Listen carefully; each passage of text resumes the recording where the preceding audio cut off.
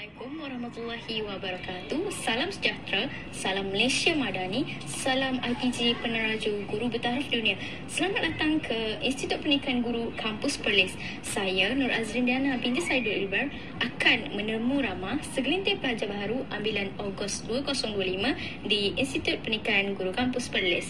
Jadi, mari kita mula. Assalamualaikum, boleh nyatakan nama dan kos awak? Nama Nur Amalina Mutikhara Anwar dan kos Bahasa Melayu. Jadi setakat ini macam mana suasana dan perasaan awak di Institut Pendidikan Guru Kampus Perlis? Alhamdulillah, suasana saya sekarang saya dapat menyesuaikan diri dengan baik dan saya dapat menguruskan masa dengan teratur. Jadi adakah ini kali pertama cubaan awak untuk masuk ke IPG? Sejujurnya ini bukan kali pertama dan bukan kali kedua, ini kali yang ketiga dan alhamdulillah saya dapat juga untuk masuk ke IPG ni walaupun kali yang ketiga. Alhamdulillah, itu menunjukkan usaha tangga kejayaan. Cuba selagi boleh. Terima kasih Amalina. Assalamualaikum, boleh nyatakan nama dan kos awak? Nama saya Syarul daripada kos bimbingan dan kaunseling. Jadi setakat ni macam mana suasana di IPG? Suasana kat IPG sekarang ni dekat Perlis ni semuanya berjalan dengan baik.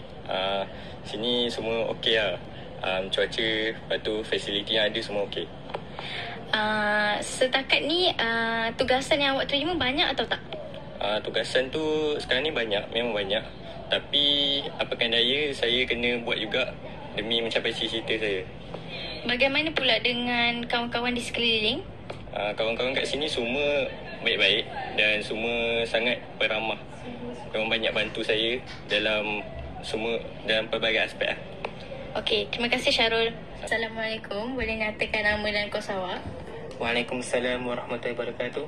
Nama saya Muhammad Faris bin Rosman.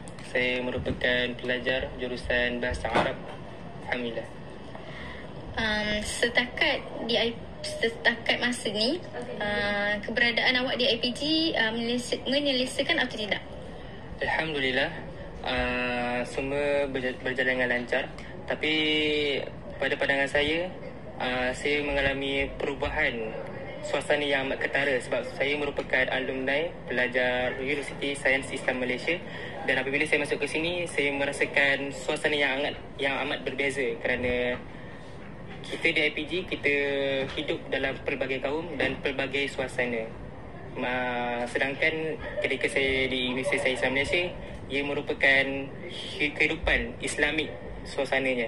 Jadinya itulah yang menyebabkan saya sukar untuk menyelesaikan keadaan di sini. Awak daripada USIM ke IPG dengan harapan dan cita-cita awak atau sebaliknya? Pada sebelumnya saya masuk ke IPG atas harapan ibu bapa, atas redha mereka, dan sebab itulah saya pindah ke IPG.